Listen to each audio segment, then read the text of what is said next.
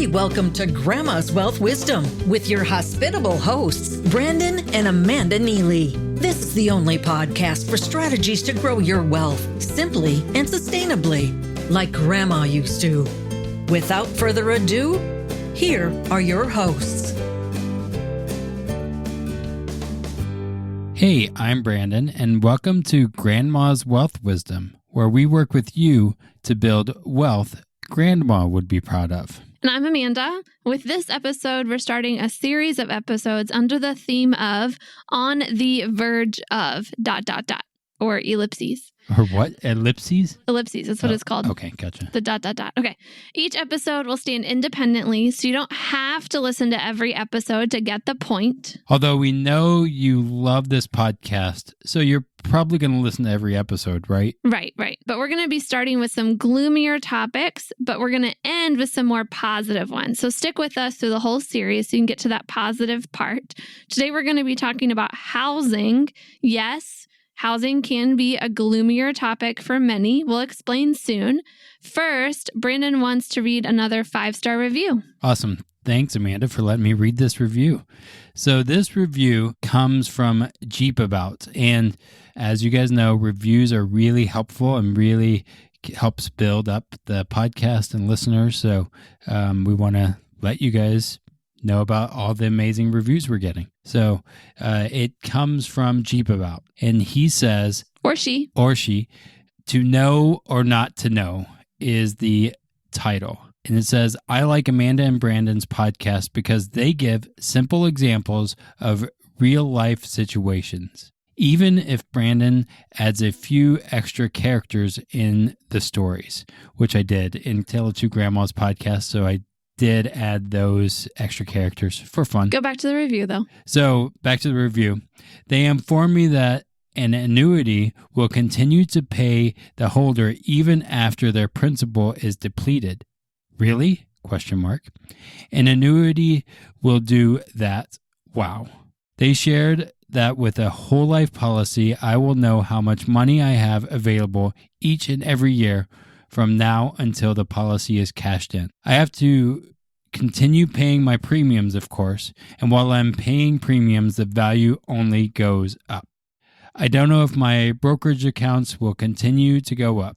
In December, the value actually went down. I'm getting close to retirement and I don't want another 20, 30, 40% or more drop in my retirement. I want to know that as I get closer to retirement, my retirement money is growing. Thank you, Amanda and Brandon, for sharing your knowledge with me. Thank you, Jeep About, for your review. And as Brandon was mentioning, reviews are super helpful. They help us know that we're making an impact and they help the podcast reach more people. So we decided that we're not beyond bribing you to leave a review. Here's the deal. If you write an honest 5-star review, we'll share it on the podcast. Plus, if you take a picture of your review and send it to hello@grandmaswealthwisdom.com, we will send you a copy of the best-selling book by Pamela Yellen, The Bank on Yourself Revolution. And Jeep About's going to get that book. Right. As long as you're in the U.S., we'll send you a copy in the mail or the Kindle version, your choice. So write an honest 5-star review and send it to hello@grandmaswealthwisdom.com and you'll get the book for free. Awesome. That's a sweet deal. Okay, now on the topic of this episode, on the verge of ... ellipses, home. So Grandma knew how to create a sense of home. When you'd walk into Grandma's house, there was solid furniture made out of real wood. Maybe she had a cup of tea for you or some really good coffee and some fresh baked cookies. Grandma's house is a predictable refuge for Thanksgiving every year or when you need an ear to listen to. In more ways than one, we've lost that today. And it's not just because of IKEA furniture, which we have some of that IKEA furniture. And it pains Brandon that we have some IKEA furniture. I can't wait to get rid of It's not some that of bad, but it's not Grandma's furniture. Yeah, it's not It's not like our bedroom set that was not Brandon's IKEA. grandmother's. Yep. For one, we move more often now and live farther from where we grew up in our globalized world. But mostly, we've lost a sense of home because more people are renting instead of buying. Right. I was doing a whole bunch of research for this episode, and I came across this Pew Research Center analysis of Census Bureau housing data. Doesn't sound very exciting, but there's some really interesting things here. They said there that more U.S. households are headed by renters than at any point since at least 1965. And they saw that this increase in renters is most significant in people under 44. If you just look at the last 10 years, they were looking at 2006 to 2016. So for example, if you're under 35, in 2006, 57% of people under 35 were renting, and in 2016, 65% were renting. That's an increase of 8 percentage points. And then for those between 35 and 44, rental rates increased from 31% in 2006 to 41% in 2016. That's a 10 percentage points increase. Another way to look at it is that about 2/3 of those under 35 are renting, and 4 out of 10 between 35 and 44 are renting. And that's the most since 1965, at least. Yeah, exactly. In terms of a percentage of the population. And besides age differences, we want to be really clear that there are also differences based on race and ethnicity. Housing is a great place to look if you're looking for the effects of racial discrimination in America. Racial disparity in housing is a serious matter, and it's increasing rather than decreasing. It's super serious, so we wanted to make sure we point that out too. That it's not just a thing that's impacting people of different ages, but also something that impacts people of different racial and ethnic backgrounds. Absolutely. Finally, the Pew Research Center gets to what we think is the most critical thing here, regardless of age or ethnicity. The increase in U.S. renters over the past decade does not necessarily mean that home ownership is undesirable to today's renters. Indeed, 72% of renters said they would like to buy a house at some point. About 2/3 of renters in the same survey, 65%, said they currently rent as a result of circumstances, compared with 32% who said they rent as a matter of choice. When asked about the specific reasons why they rent, a majority of renters, especially non-whites, cited financial reasons. So here's the bottom line. The effects of the housing bubble that burst are real and continue to linger even today. Fewer and fewer of us are able to purchase a home, so we stay as renters. And when we look at what are the reasons why, with the dip in housing prices after the bubble burst, we have to believe it's not because houses are more expensive than they were 10 years ago, although in some cases they are. There has to be a different reason why more and more of us are unable to purchase homes. And this is what the Pew Research found, that it's quote unquote financial reasons. And so we started to ask ourselves, what are these financial reasons that are cited in the Pew Research? To look for these financial reasons, we need to look at this group called the National Low Income Housing Coalition. Each year, they published a report called Out of Reach. The Out of Reach report documents the gap between renters' wages and the cost of rental housing. The report's housing wage is the hourly wage a full-time worker must earn in order to afford a modest rental home without spending more than 30% of his or her income on housing costs. Grandma always said, eat your vegetables. She loved making home-cooked meals with healthy food and from-scratch desserts. Would you create a diet of fast food or cookie-cutter financial products that made you fat and bloated with fees? Or would you like wholesome, time-honored wealth strategies served with balance and trust? Get started with your healthy money planning by downloading Wholesome Wealth Recipes. Your Moolah cookbook is waiting for you at grandmaswealth.com. So here's the bottom line of the 2018 report, the Out of Reach report. In no state not one of them, out of all the 50 states, in no metropolitan area or county can a worker earning the federal minimum wage or the prevailing state minimum wage afford a 2-bedroom rental home at fair market rent by working a standard 40-hour week. So if you're making minimum wage and you're only working 40 hours a week, there's no way you can afford a 2-bedroom rental home for less than 30% of your take-home pay. So as an example, in Chicago, the minimum wage is $12 per hour, which is kind of high compared with the federal minimum wage of $7.25. So $12 sounds good. Sounds bigger. Right. But a person in Chicago would need to make $22.69 to meet that 2-bedroom housing wage standard that this coalition creates. So no wonder so many families work 2 to 3 jobs and more than 40 hours per week here in Chicago and elsewhere. Right, because Chicago's not even the worst place. There are places that the gap there is way higher. The metro area with the largest gap between hourly wage and the cost of, or the minimum wage and the hourly wage that you need to afford a 2-bedroom is in San Francisco, California. It's $60.02 hourly wage to afford a 2-bedroom home, but the minimum wage there is only $15 per hour.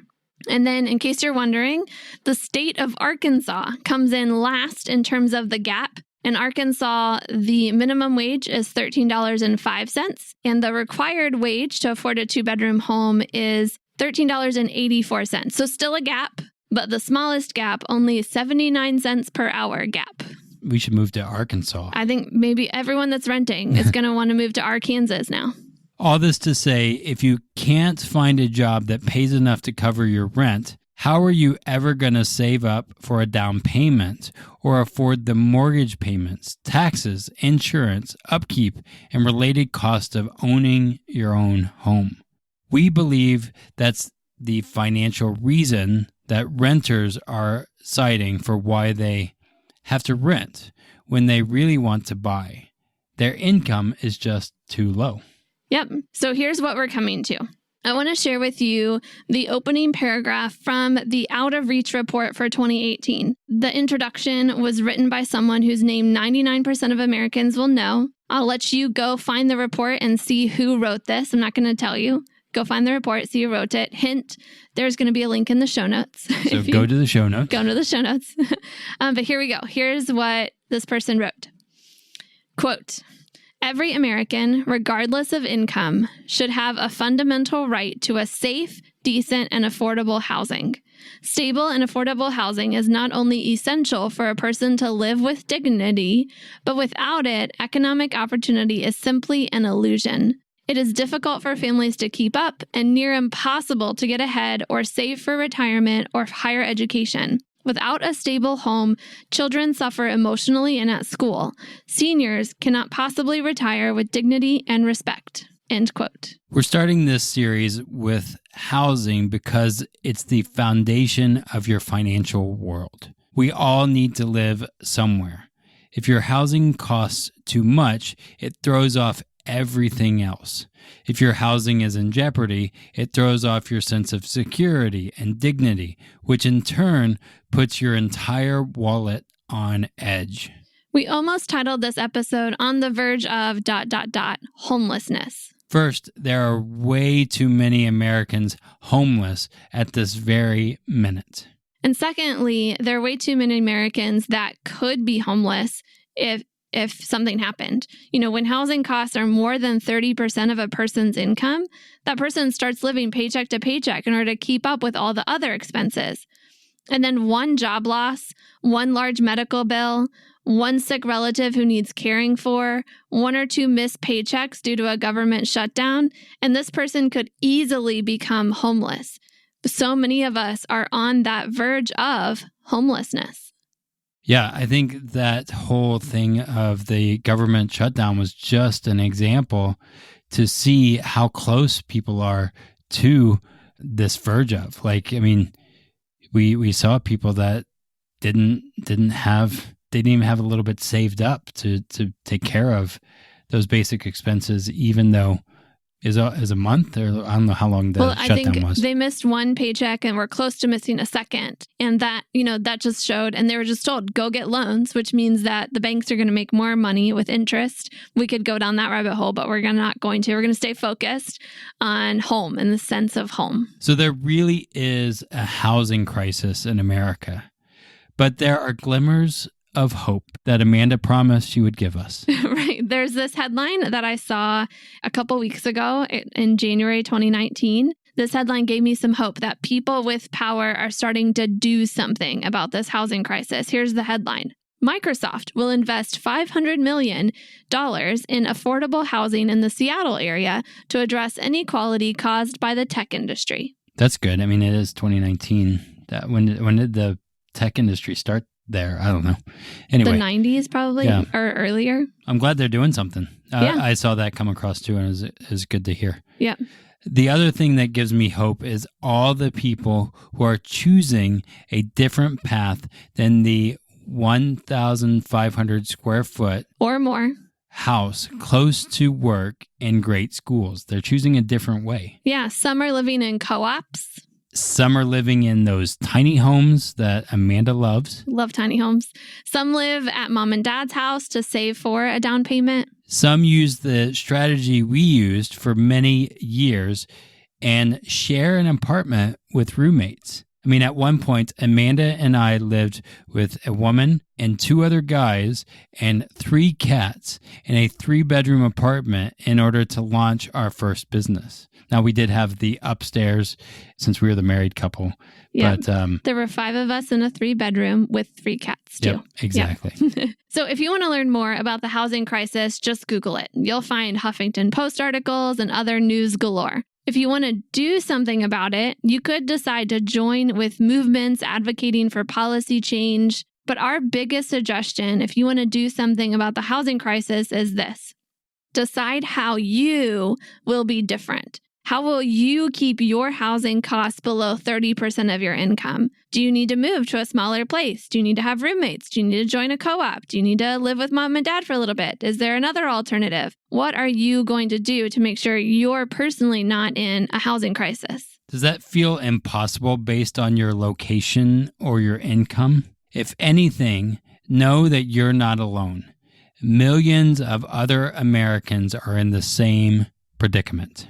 If you'd like someone to strategize with you how you could have a sense of security and dignity in the place you call home, we would love to chat. Brandon and I have used a particular strategy we like to call grandma's strategy to save up for a down payment. Sure, we needed to sacrifice some luxuries, but we still have been able to do what's most important to us while also saving for our forever home.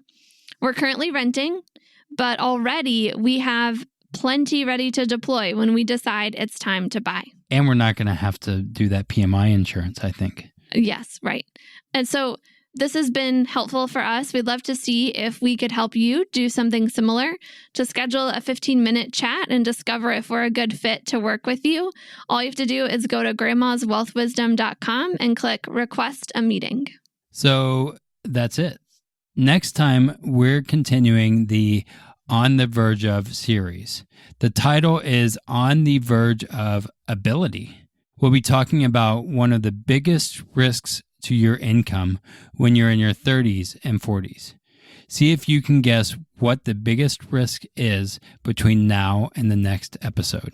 Until next time, keep building your wealth simply and sustainably for your own future and the future of our grandchildren's generation. The topics presented in this podcast are for general information only and not for the purpose of providing legal, accounting, or investment advice.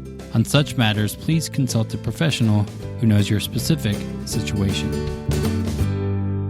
This is thepodcastfactory.com.